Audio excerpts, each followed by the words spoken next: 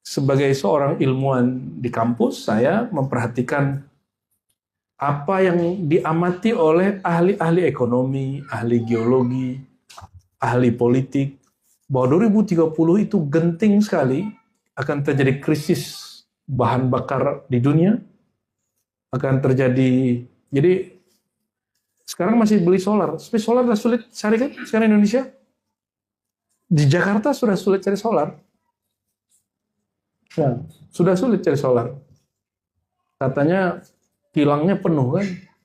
Enggak. Kita mau cari solar kan harus beli dulu ke punya orang Amerika. Nggak ada di Pertamina kemarin. Ya. Nggak tahu Bu Yunal pakai bensin ya. Ya, mumpung belum 2000.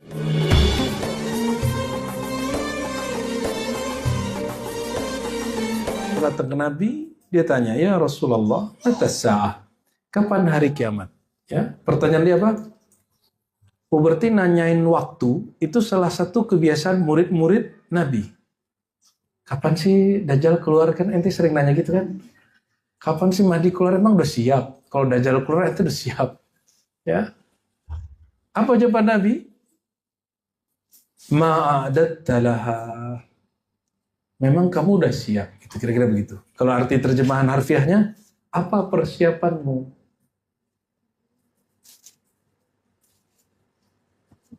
Nabi tidak menyalahkan orang tentang keingintahuannya mengenai kejadian akhir zaman. Saya pernah menyampaikan sebelumnya bahwa hati-hati 2030, hati-hati 2033 gitu ya. Itu kan pakai kias, belum pakai isyarat rohani. Ente jangan ikutin juga secara utuh. Kan hati-hati doang. Kenapa 2030? Karena sebagai seorang ilmuwan di kampus, saya memperhatikan apa yang diamati oleh ahli-ahli ekonomi, ahli geologi, ahli politik, bahwa 2030 itu genting sekali akan terjadi krisis bahan bakar di dunia, akan terjadi. Jadi sekarang masih beli solar, tapi solar sudah sulit cari kan sekarang Indonesia. Di Jakarta sudah sulit cari solar. Ya, sudah sulit cari solar.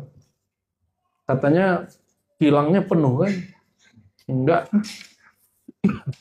Kita mau cari solar kan harus beli dulu ke punya orang Amerika. Nggak ada di Pertamina kemarin. Ya. Nggak tahu Bu Yunal pakai bensin ya. Ya, mumpung belum 2030, pakailah mobil bensin dulu. Maka sekarang lagi transformasi mau ke EV. Pakai baterai. Karena nanti 2030 itu besar kemungkinan terjadi krisis. Itu krisisnya gabungan. Krisis energi, krisis pekerjaan AI, nanti upgrade lebih kencang lagi. Bayangkan kalau AI-nya lebih canggih, itu berapa ribu jenis pekerjaan nanti hilang. Ini nakut-nakutinnya begitu. Tenang aja. Yang bikin AI siapa sih? Ya. AI kalaupun pinter bisa ngajar nggak? Kita ini orang manual dari dulu. Tanya Bu Yunal. Karena kami orang manual, ngaji hadis manual, ngaji akidah manual, nulisnya manual, nggak ada plagiat-plagiat. Maka di saat teman-teman kita belum bisa ngajar, kita sudah ngajar. Di akhir S1 kita sudah ngajar. Bu Yunal bahkan sudah ngajar tamat pesantren kelas 7. Karena ilmunya manual, ilmunya diukirnya di sini, bukan di AI. Jadi tidak usah khawatir ketika ada kecerdasan buatan itu, ya. Takut amat. Khalifah di muka bumi itu al-insan, bukan al-AI. Takut amat. Ya. Terus 2033 dari mana itu? Karena kita mendengarkan hadis bahwa Allah mentajdid, mengutus. Kalimatnya mengutus loh. Ternyata yang diutus itu ada wali, ada nabi, ada rasul. Yuk kalimatnya. Innallaha yab'atsu. Allah akan mengutus. Perhatikan itu. Jadi bi'tsah itu ada bi'tsatur risalah, bi'tsatun nubuwah, ada bi'tsatul walayah. Jadi apa jenis bi'tsah? Coba deketin ini. Biar dia, biar pendekar akhir zaman ini yang ini. Oke. Biasa, apa arti biasa? Kebangkitan. Pengutusan. Bahasa Arabnya biasa. Apa arti biasa? Pengutusan. Pengutusan itu ada dua, ada tiga. Ada risalah. Ada nubuwah. Kenabian. Ada walayah. Kewalian. Kerasulan. Kenabian. Bahasanya apa kata Nabi? Innallaha yab'atsu li hadhil ummah may yujaddidu laha dinaha. Ini dalilnya. Allah yab'atsu li hadhil ummah, Allah akan membangkitkan, mengutus bagi umat ini, hadhil ummah, man yujaddid laha dinaha. Setiap apa? Fi kulli mi'at sanah. Setiap 100 tahun. Ada lafaznya di situ. Innallaha yab'atsu li hadhil ummah fi kulli mi'at sanah may yujaddid laha dinaha. Setiap 100 tahun Allah mengutus. Berarti para aulia ini juga utusan, tapi mereka bukan rasul, mereka bukan Inilah kita baru ngeh di kitab Khatmul Aulia, Al-Imam Hakim At-Tirmidzi, yang kita sudah khatam 2 kali di sini. Tapi yang baru ikut ngaji, belum ikut khataman kan? Nanti kita ngaji lagi. Jadi, pulang dari ziarah ini, jika umur kita panjang, Allah panjangkan nanti, itu dia refresh, mengulang kurikulum awal. Jadi semua kurikulum awal kita ulang. Kitab akidahnya, kemarin kitab akidah apa yang udah kita mulai buka sini? Enggak, yang kemarin. Lupa. Ya deh, ente lupa aja lah. Lihat-lihat, karena kebanyakan ngaji kitabnya diribat ya.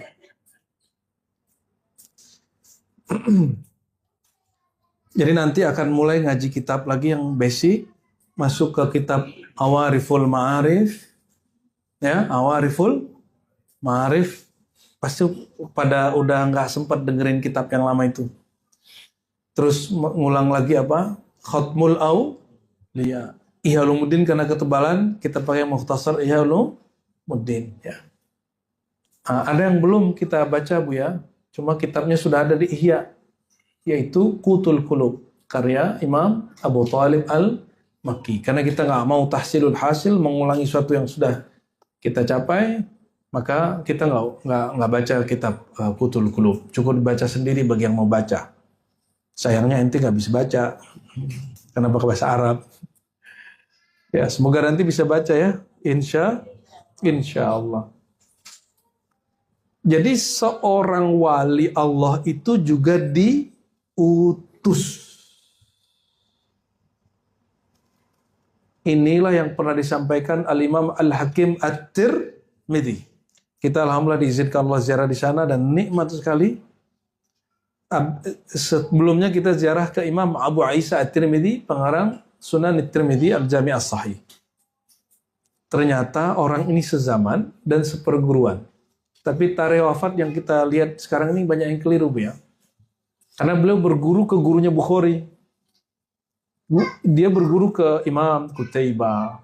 Ya, angkatan Qutaibah itu dia masih jumpa. Diperkirakan lahirnya sama dengan Abu Isa At-Tirmidzi itu di awal-awal tahun 200-an. Oke. Apa kata dia? Wali ini juga diutus. Maka jangan salah faham. Kalau ada seorang wali mengatakan aku diutus Allah, bukan berarti dia seorang rasul. Ya, saya dapat pertanyaan kemarin dari salah satu orang MUI. Alhamdulillah ada MUI masih mau nanya. Kira kalau jadi MUI udah nggak mau nanya lagi. Ya.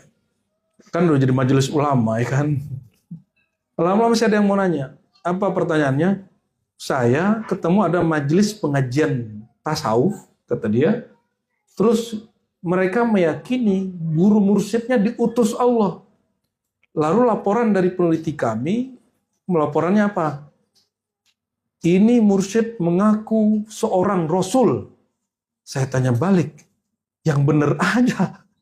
Mana ada mursyid mengaku dia sebagai seorang rasul? Itu bukan mursyid, pasti dia bullshit. Karena kalau mursyid tidak mungkin mengaku sebagai rasul. Mursyid mah mursyid aja. Mursyid mah guru. Terus mana yang tepat? Nah, kita jelaskanlah bab ini. Dalilnya mana? Pakai hadis Abu Daud itu. Innallaha ba'atha yab'atsu li hadhil ummah fi kulli mi'at sanah man yujaddidu laha dina. Allah akan membangkitkan pada umat ini setiap 100 tahun yang akan memperbaharui laha bagi tahun itu atau bagi umat itu, bisa dua. Jadi fi kulli mi'ah, gimana nulisnya? Mi'ah sana.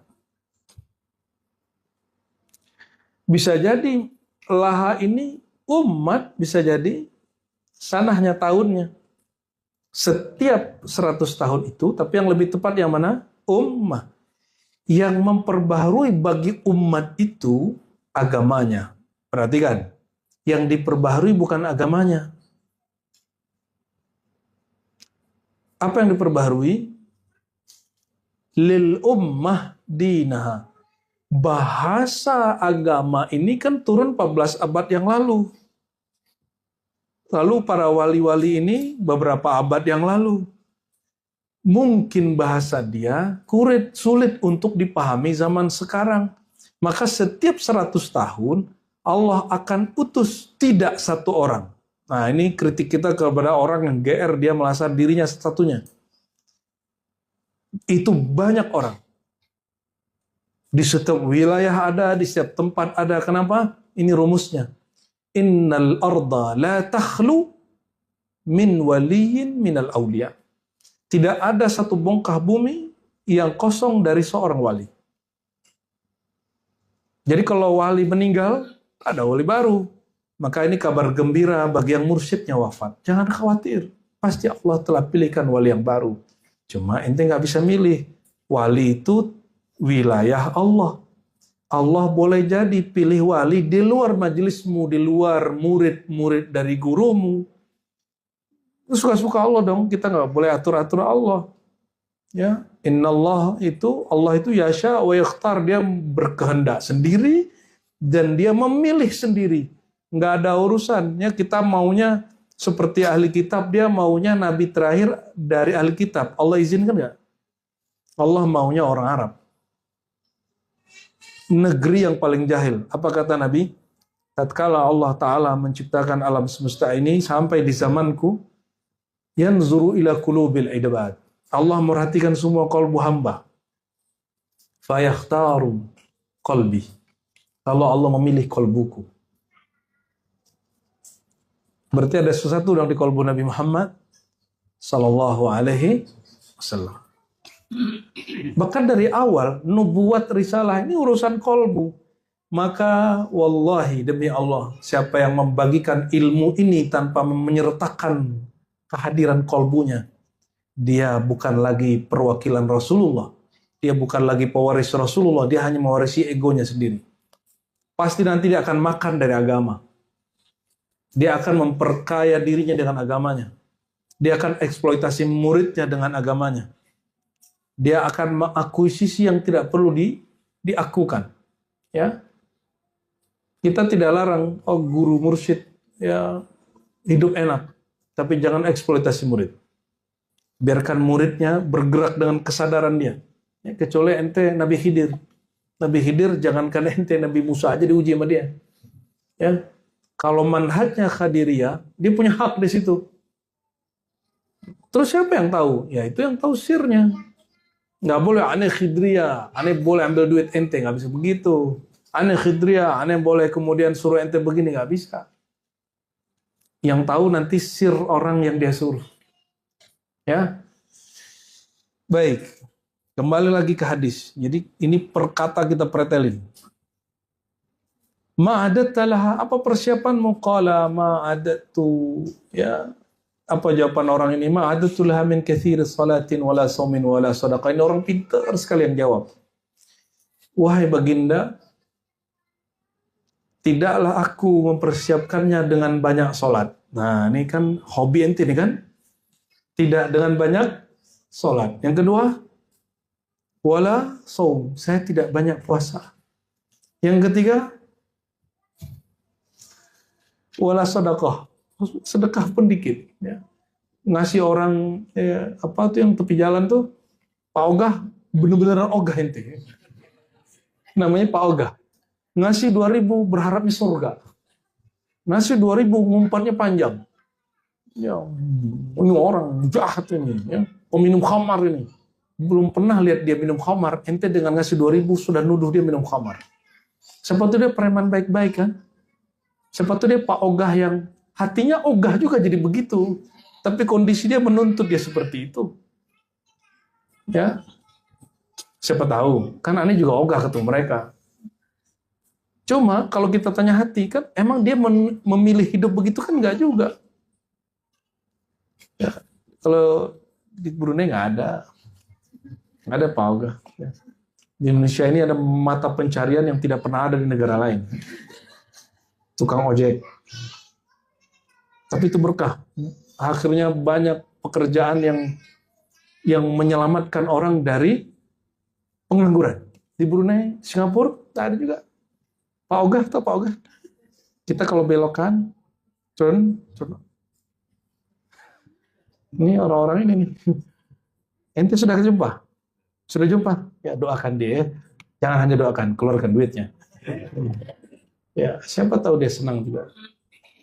Maka di Indonesia pengangguran berkurang ketika ada pekerjaan namanya Alhamdulillah Robbil. Padahal kita ya apa boleh buat ya. Apalagi tukang parkir. Ada nggak di luar? Ada. Di Indonesia saking cerdasnya tukang parkir hidupnya enak. Anaknya bisa kuliah. Ya. Tapi ada juga yang tidak ada di luar sana, ya. Satu lagi itu di sana kayaknya ada tukang doa. Ya, doanya bertarif. Kalau ada yang meninggal, baca Qur'annya dengan juz-juz tertentu dan dia pasang tarif. Banyak kan? Banyak di sini? Banyak di sini. Karena emang di fikihnya diperdebatkan hukumnya, dia masuk lewat situ. Nah, cuma insya Allah di ribat itu tidak diperkenankan. Ya, untuk khatam-khatam aja, jangan nilai, jangan berharap bacaan-bacaan zikir kita, khataman kita dapat diganti dengan ya beberapa uang itu. Ya, nggak cukup itu. Begitu juga yang para ustadz, ya, jangan berharap honor-honor itu menggantikan ilmu dia. Satu nama Allah lebih berat langit dan bumi. Masa cuma dengan amplop itu yang dia bikin rusak hatinya, ya. Apa kata orang ini? Ya Rabb, ya Rasulullah, persiapanku tidak banyak. Aku tidak banyak sholat, tidak banyak puasa, tidak banyak sedekah. Kayaknya kalian benar ya. Walakinni uhibbullah wa rasulah. Tapi dia punya satu keyakinan. Apa kata dia? Tapi wahai baginda, aku cinta Allah dan cinta engkau. Apa aja para Rasulullah? Ini orang cerdas juga ya. Anta ma'aman ahbabta. Engkau selalu bersama yang kau cintai. Bukan akan. Kalimatnya ma'aman. Selalu bersama man ahbabta. Yang telah engkau cintai. Ya, semoga kita termasuk mencintai Nabi Muhammad SAW. Maka kemanapun pergi, nama dia nggak hilang. Insya yang mengenalkan kita kepada Rasulullah siapa? YouTube, guru, apa handphone? Karena ente dengar guru lewat handphone, jadi handphonenya kemana-mana ikut. Ya, tapi sebenarnya adalah guru. Maka orang menyebut Rasulullah sertakan nama gurunya. insya Allah ya dia baru diakui Rasulullah. Karena nanti Nabi nanya, kan kita nanti kalau jumpa Nabi terus bilang, ya Rasulullah, anak ummatu, aku umatmu. Nabi tanya umat dari mana, gurumu siapa. Ya, nanti ditanyain oleh orang-orang sekitar Nabi itu. Jadi sebelum orang jumpa Nabi, itu sahabat-sahabat Rasulullah, wali-wali Allah itu mengawal Rasulullah. Nanti ketika ada orang mau jumpa Nabi, ente kira mudah? Ketemu kiai aja sulit, ketemu presiden aja sulit, apalagi ketemu presiden alam semesta. Rasulullah SAW. Jadi mau jumpa ditanya dulu, kamu dari mana ikut Nabi Muhammadnya?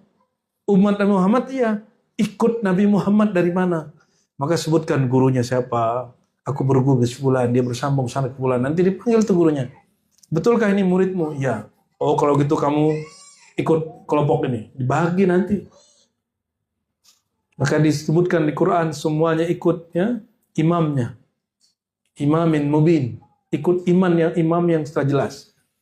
Walaupun tafsirnya di situ adalah Lauh Mahfuz. Enggak, ada tafsiran lain. Bahwa imamin mubin, bahwa dia punya imam.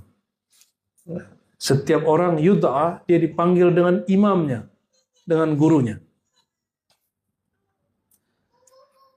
Wa an Sufyan bin Qudamah hajartu ila Nabi sallallahu alaihi wasallam fa'ataitu fa qultu ya Rasulullah nawilni yadak ubayyi'uka. Fanawalani yadahu fa qultu ya Rasulullah inni uhibbuka qala al-mar'u ma'a man ahab. Sufyan bin Qudamah dia hijrah kepada Nabi SAW. Lalu dia mengatakan, wahai baginda, tolong ulurkan tanganmu, aku akan membaiatmu. Fanawalani yadahu, lalu Rasulullah mengulurkan tangannya. Lalu aku berkata, wahai baginda, inni uhibbuk. Jadi boleh menyebutkan lafaz baiat itu lafaz tertinggi. Ini lafaz tertinggi dalam baiat. Aku mencintaimu. Itu lafaz apa? Kalau aku percaya, ya standar. Aku mencintaimu. Maka Sufyan bin Qudamah dia menjadi orang yang berjihad tanpa rasa takut. Karena dia sudah fana dalam mencintai Rasulullah SAW. Warawa hadzal lafza 'anil Nabi sallallahu alaihi wasallam Sayyidina Abdullah bin Mas'ud. Riwayat ini juga diriwayatkan dari Ibnu Mas'ud, Abu Musa, Anas, Abu Dzar, Ali ya. Berarti berapa riwayat? Satu Anas, Ibnu Mas'ud, Abu Musa, Abu Dzar, Ali. 5 ya. Dari Sayyidina Ali anna Nabi sallallahu alaihi wasallam akhadha bi yadi Hasanin wa Husain. Nah, ini perhatikan. Sayyidina Ali itu sahabat Nabi itu bukan? Sepupu Nabi? Orang yang menebus badan Nabi, nyawa Nabi waktu Nabi hijrah? Betul? Orang yang karenanya Sayyidina Ali, Nabi perintahin matahari untuk kembali yang sudah terbenam naik lagi. Masih ingat? Orang yang Nabi katakan bahwa posisi dia seperti Nabi Harun dan Musa. Ali Harunnya, Musa, Nabi Muhammad ya kira-kira begitu. Kira-kira kita wajib cinta Ali nggak? Nggak ada urusan sama Syiah nggak? Jadi lupakan, dulu belum ada Syiah, belum ada Ahlus Sunnah. Nabi mengatakan man ahabba aliyan fahuwa mu'min wa man abghadahu fahuwa munafiq. Hadis Muslim, hadis sahih. Siapa yang cinta Ali dia mukmin, siapa yang benci Ali dia munafik. Belum ada Sunni, belum ada Syiah. Kalam itu muncul. Berarti cinta Sayyidina Ali tidak ada kaitannya dengan Sunni dan Syiah. Itu kaitannya dengan Sayyidina Muhammad SAW. Insya Allah kita ya pekan depannya ziarah ke baginda Rasulullah ke Sayyidina Ali yang ditutup di pekan berikutnya ke Sayyidina Nabi SAW. Ya. Walaupun diperdebatkan betulkah jasad beliau dikubur di Najaf Al-Ashraf, namun tidak ada lagi petunjuk lain selain di situ. Ya, kalau di kalangan ahli hakikat, ya beliau ini kan dikuburkan malam hari. Jadi pagi-pagi itu udah gak ketahuan di mana, hanya dibuat gundukan supaya tidak direbut oleh fanatismenya orang-orang Rafidhah, tidak kemudian dicari oleh Ibn Ziyad, pembenci Ali. Kan dia mau hancurkan Sayyidina Ali, Ibn Ziyad itu. Dari Bani Umayyah. Jadi Bani Umayyah itu punya kezaliman yang luar biasa kepada Sayyidina Ali.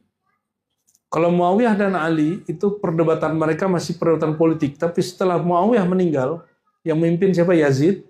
Lalu Ibn Ziyad di Irak, mereka zalim kepada Ahlul Bait. Ya, disitulah politik kebencian dilembagakan menjadi agama. Dilembagakan menjadi kelompok yang disebut Syiah, lalu ada yang disebut Nasibiyah. Nasibiyah ini lawan dari Syiah.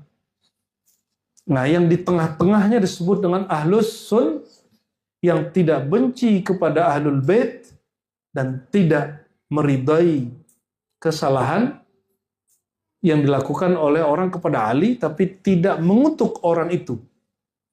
Cukup mengatakan Muawiyah keliru, tidak usah mengatakan Muawiyah terlanat. Oke, itu akidah Ahlus Sunnah. Ya, mungkin pernah dulu ikut ngaji kemana-mana, sih nggak tahu. Ya. Lalu kemudian mencintai Sayyidina Ali berlebihan, tidak mengikuti keilmuannya. Jadi apa yang disebut Ahlus Sunnah, ini boleh kita hapus ya? Atau hapus bang? Apa pandangan Ahlus Sunnah terhadap Sayyidina Ali? Nah, pandangan terhadap Sayyidina Ali ini, jadi hubbu Ali, hubbu Ali karramallahu wajhahu, udah itu situ aja deh ya. Ada tiga juga. Satu disebut Rafidhah. Apa arti Rafidhah? Nggak kelihatan ya? Rafidhah. Yang membuang selain Ali, mencaci maki selain Ali, bahkan mengkafirkan selain Ali, disebut Rafidhah. Lawan Rafidhah ini kelompok fanatisme Ali. Kelompok kedua, lawan dari Rafidhah. Berarti Nasibah. Kesot. Nasibah itu mereka, dia mencintai orang yang melawan Ali, lalu menghujat Ali. Dan gak seneng kalau nyebut Ali. Dan hari ini, banyak kita lihat di kalangan orang yang merasa dirinya pejuang sunnah. Padahal itu bukan sunnah. Berarti mereka nyusup lewat ahlu sunnah. Kelompok ini banyak nyusup di ahlu sunnah. Hati-hati. Nah, yang ketiga inilah ahlus sun. Siapa ahlus sunnah? Ahlus sunnah itu mencintai Ali sebelum adanya Rafidhah ini, sebelum adanya Nasibah ini, tanpa ada tendensius tertentu, tanpa ada kepentingan tertentu, betul-betul karena sang Nabi sumber cinta mengajarkan cinta kepada saudara rohaninya, Sayyidina Ali. Oke, nah kita nanti jalur kita di sini. Nah, Rafidhah ini melahirkan yang kita sebut nanti Syiah.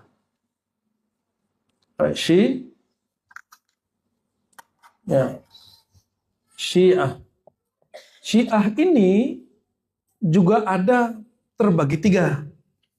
Perhatikan, Syiah juga terbagi tiga. Satu, ghulat pakai gha. Apa arti ghulat? Kelompok yang berlebihan dalam mencintai Ali sampai pada menaikkannya pada derajat keilahian dan kenabian. Paham? Ada yang mengatakan dia adalah titisan Tuhan, ada yang mengatakan sebenarnya Jibril salah kirim, harusnya ke Sayyidina Ali. Berarti menjadikan dia seorang nabi. Itu disebut ghulat. Kelompok ini disepakati di kalangan Syiah yang ada hari ini di Iran, Syiah Imamiyah, sebagai Syiah yang bukan Syiah, disebut kafir. Jadi Ahlus Sunnah nggak perlu mengkafirkan mereka. Yang mengkafirkan mereka siapa? Mereka meyakini ada mushaf selain mushaf yang ada hari ini. Mereka meyakini apa? Ya. Ghulat ini sudah tiada. Kelompoknya Sabaiyah ya sudah nggak ada. Mereka meyakini Ali itu titisan Tuhan, itu udah nggak ada. Yang Anda hari ini kelompok kedua dan ketiga. Yang kedua yaitu kelompok Imamiyah. Imamiyah ini bercabang-cabang. Ada yang dekat ke Ghulat, ada yang dekat ke Ahlus Sun. Yang dekat ke Ghulat apa? Dia menghujat para sahabat Nabi. Jika itu terjadi, maka mereka termasuk orang yang menyimpang dari ajaran kebenaran. Tapi ada Syiah Imamiyah yang tidak menghujat. Ya, seperti Syiah yang ada hari ini, ya, yang alhamdulillah mahasiswi kita, santri kita ada yang kuliah di sana waktu itu. Kita selalu pesan, ya, ada beberapa tokoh, termasuk yang tokoh di Lebanon yang dibom kemarin, Hasan Nasrallah. Said Hasan Nasrallah melarang pengikutnya menghujat Aisyah. Melarang pengikutnya menghujat Abu Bakar, Umar, Utsman. Ya.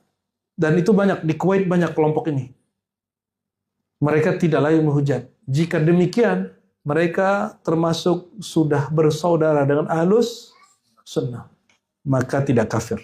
Mereka hanya berbeda dengan Ahlus Sunnah. Ya, mereka masih mungkin kita ngobrol, seminar sama mereka, bermajelis sama mereka masih mungkin. Ya. Di Indonesia, agennya sebagian para habaib. Jadi hati-hati ente, sebagian habaib itu Syiah. Tapi Sunni Syiah. Ada Bu Susi di sini? Ibu Sunni Syiah. Di mana aja yang ada begitu? Palembang ada, Betawi banyak. Ya. Jawa Timur apalagi. Jawa Timur tuh dulu rutin Pasuruan tuh ya. Bangil tuh rutin dulu perang-perangan pesantren Ahlus Sunnah sama pesantren Syiah tuh rutin dulu. Alhamdulillah habaibnya sudah mau sadar. Masih ingat kejadian Madura?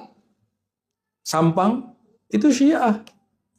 Cuma orang Madura Syiah kan lucu. Jadi orang Madura itu lucu kalau ada yang Syiah, kalau ada yang Wahabi itu lucu. Kita taunya Madura itu NU atau Syarikat Islam. Dua itu aja. Kalau bahkan Muhammadiyah aja lucu. Dia orang Madura itu aneh kalau dia mereka Muhammadiyah, aneh kalau mereka Wahabi, apalagi Syiah. Ya, karena gurunya NU dari sono, Syekhona Khalil yang sekarang diangkat jadi pahlawan nasional. Alhamdulillah Rabbil Alamin. Ya. Ada yang ketiga, kelompok yang ketiga, Syiah Zaidiyah. Syiah Zaidiyah ini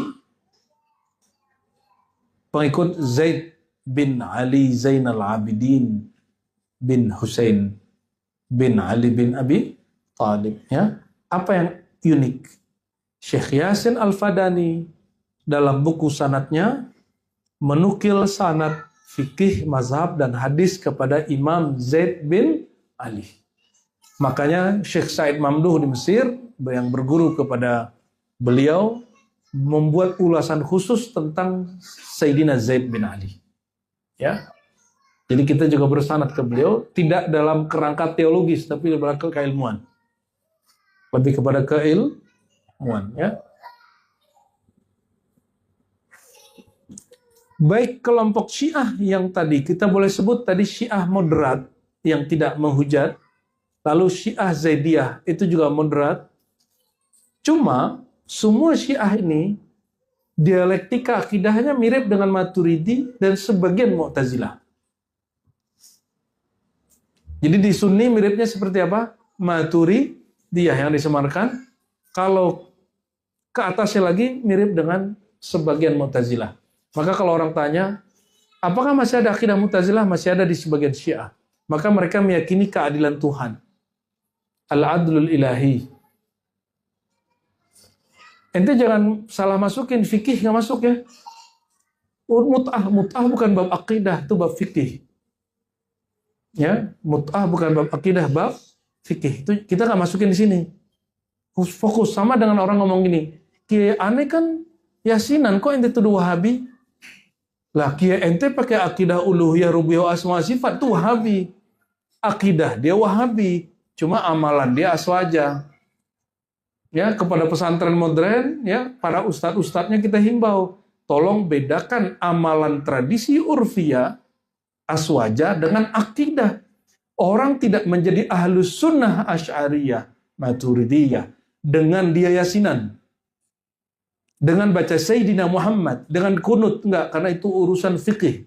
Itu dia menjadi bermazhab Syafi'i. Tapi dia belum menjadi Asy'ari.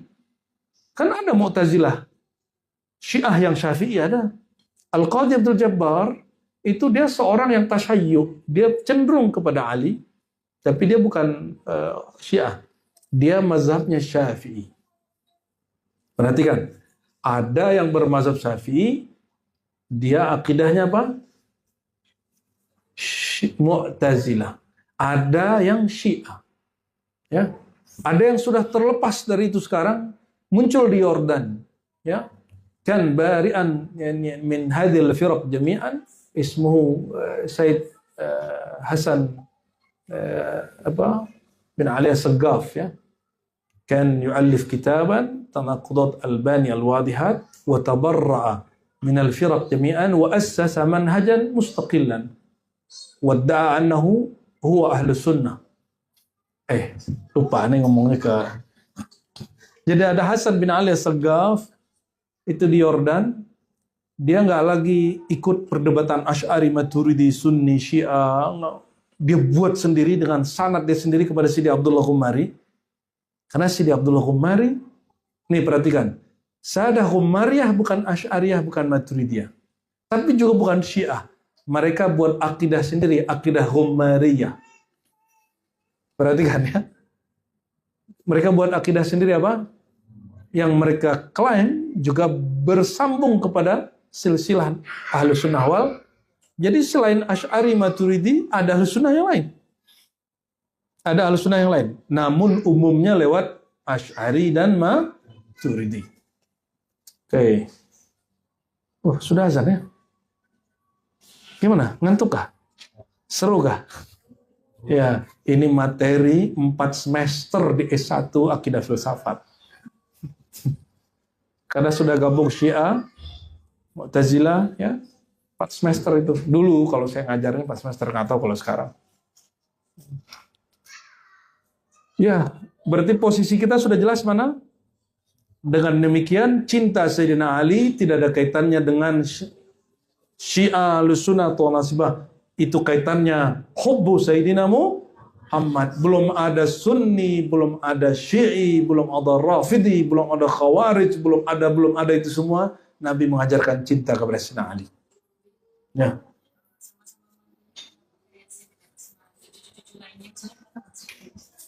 Beda dong. Ini pertanyaan, kenapa sesama mantu Rasulullah, tapi kok nggak disebutkan seperti Sayyidina Ali? Lebih beda. Utsman. Sayyidina Utsman kapan Islamnya? Belakangan. Awwalu syabin aslama Sayyidina Ali. Pemuda, anak-anak masih belia pertama Islam itu Sayyidina Ali. Orang tua paling pertama masuk Islam Sayyidina Abu Bakar. Perantau dari luar Makkah pertama masuk Islam namanya Abu Dzar Al-Ghifari. Perempuan pertama Sayyidah Khadijah. Tapi ada yang lebih hebat. Belum ada semua orang itu, sudah muncul yang percaya sebelum dia lahir. Namanya Sayyidah Aminah. Amanah qoblal kul. Dia percaya ini anakku ini Nabi, anakku ini Rasul. Ya. Maka kalau ada Ustadz inisial F itu yang mengatakan orang tua Nabi masuk neraka, aduh, saya serahkan urusan Anda kepada Allah. Ya. Kita nggak perlu membenci dia. Aku serahkan urusanmu kepada Allah karena engkau telah menyakiti ibunda Rasulullah SAW. Kita nggak usah hujat dia, nggak usah bubarkan pengajian dia. Cukup Allah urus nyawa dia, urus otak dia. Ya, ente lihat sampai akhir hayatnya nanti apa yang terjadi. Ya, orang-orang yang menyakiti keluarga baginda Rasulullah SAW. Kita aja emosi kan gimana Rasulullah. Itu belum selesai. Apa yang membedakan Sayyidina Ali dan Sayyidina Utsman? Kenapa Ibnu Huzaimah dituduh Syiah, padahal dia bukan Syiah, dia Ahlussunnah? Karena mengatakan Ali lebih afdal dari Utsman. Tabari juga sama. Imam-imam sunnah itu, mereka tidak keluar dari sunnahnya ketika mengatakan sahabat ini lebih tinggi sahabat ini. Berarti melebih-lebihkan itu bukan bagian dari pokok akidah Ahlus Sunnah. Itu hanya ijtihad ulama yang kemudian disepakati belakangan. Sayyidina Utsman itu dia lebih banyak sibuk berkhidmat kepada Ahlul Bait karena kelembutannya. Maka ini syarat. Sayyidina Utsman dia Ahlul Bait atau bukan? Dia dinikahkan oleh Rasulullah dengan putrinya Ruqayyah, lalu Ummu Kulsum. Apa kata Nabi waktu meninggal nih orang berdua ini? Kan meninggal nih nikahin lagi. Kalau aku masih punya putri, aku nikahkan lagi. Kenapa? Nabi suka dengan mantu yang lembut. Ya, ini mantunya lembut-lembut nggak nih? Lembut boleh, lembek jangan.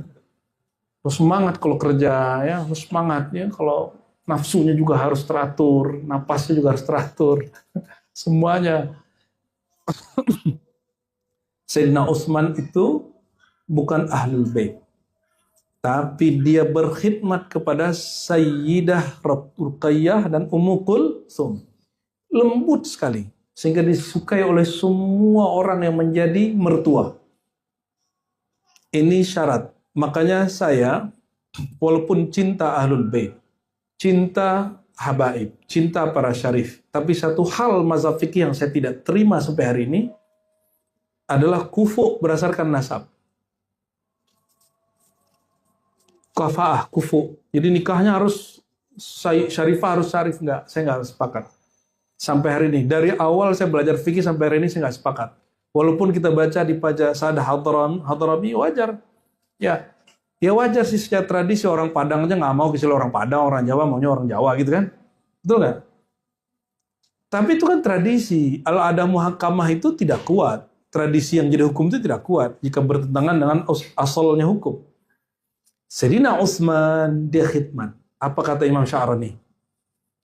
Kamu boleh nikah dengan syarifah, wahai ahwal-ahwal yang bukan syarifah, syaratnya satu, berkhidmat kepada Rasulullah melalui putri-putrinya, cucu-cucunya.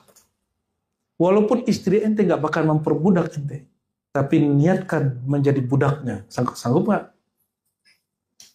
Menjadi khodamnya, sanggup nggak? Kalau nggak sanggup, waduh, jangan.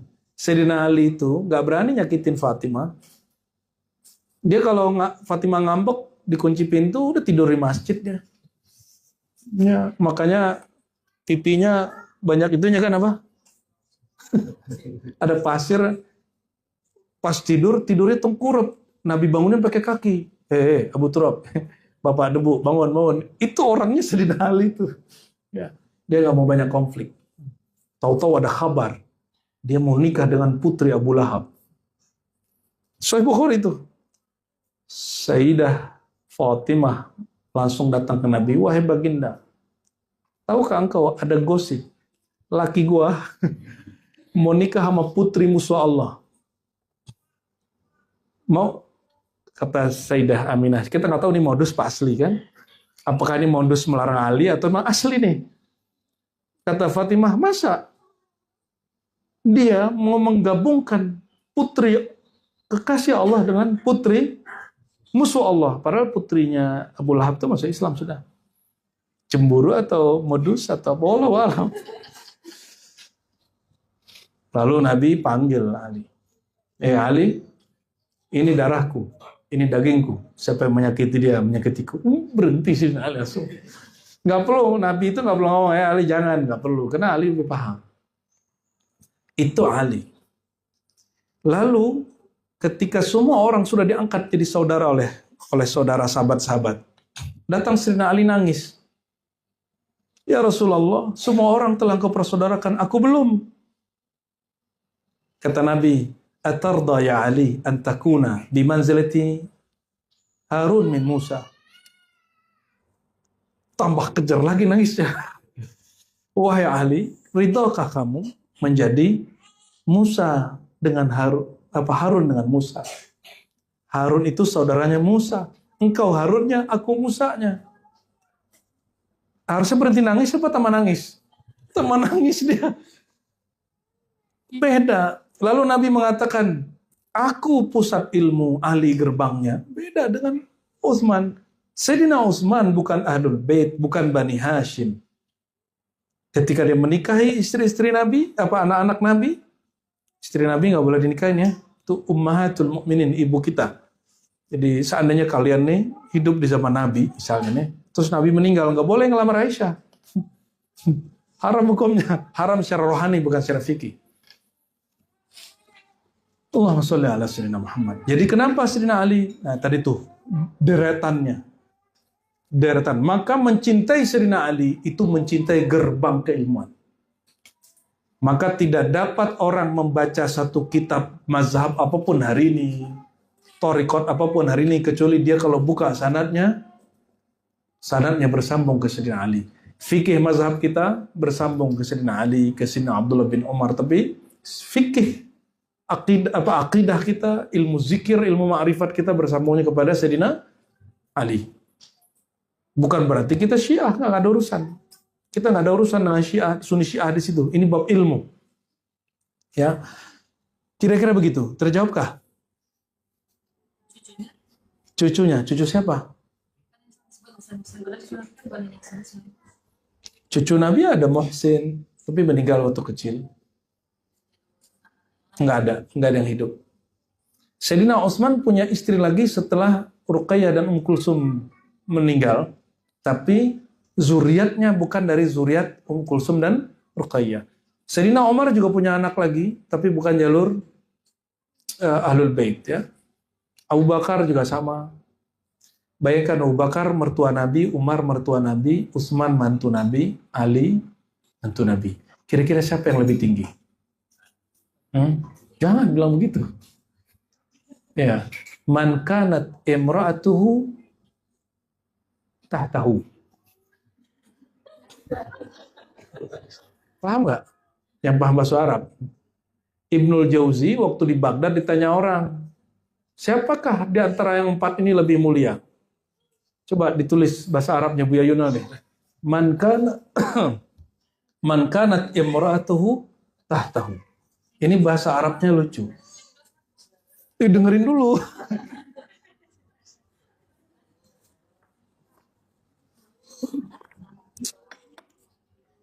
Harfiahnya lucu kan?